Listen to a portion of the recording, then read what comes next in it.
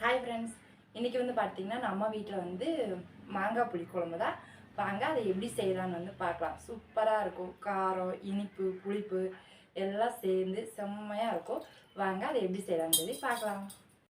First வந்து எல்லா குழந்தைகளுக்குமே happy children's day. எங்கள் பாப்பா தம்பியெல்லாம் பார்க்கையில் கம்முன்னு குழந்தையாகவே இருந்திருக்கலாம் போல் இருக்குது. சரி வாங்க டாபிக் போகலாம். இன்றைக்கி வந்து பார்த்திங்கன்னா மாங்காய் புளி குழம்பு தான் வைக்க போகிறோம். ஃபஸ்ட்டு வந்து அதில் வந்து நான் ஒரு ஃபுல் சைஸ் மாங்காவை ஆஃப் சைஸாக வந்து கட் பண்ணி எடுத்திருக்கேன். ஆஃப் சைஸ் மட்டும்தான் அதுக்கு எடுத்திருக்கேன். எண்ணெய், கடுகு, கருவேப்பில், வெங்காயம் நல்லா போட்டு நல்லா வதக்கி விடலாம். 2 பச்சை மிளகா போட்டுடலாம். கொஞ்சம் காரமாக இருந்தால் டேஸ்ட் நல்லாயிருக்கும். மாங்காவை பார்த்திங்க அப்படின்னா இந்த மாதிரி பொடி பொடியாக கட் பண்ணி எடுத்து வச்சுக்கலாம்.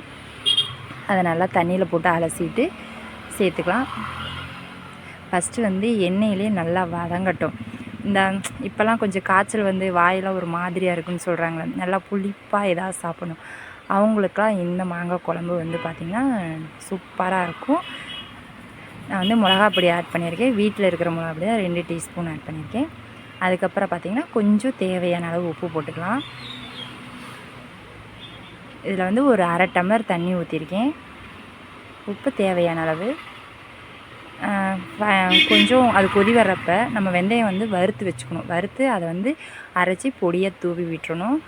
ஃபைனலாக கொஞ்சம் ஒரு கொதி வந்ததுக்கப்புறம் கொஞ்சம் சர்க்கரை ஆட் பண்ணி நல்லா பாருங்கள். இந்த ஸ்டேஜ் வந்த உடனே இறக்கிட்டோம் அப்படின்னா சூப்பராக இருக்கும். சுடு சாப்பாடெலாம் போட்டு சாப்பிட்டோம்னா செம்ம டேஸ்ட்டாக இருக்கும்.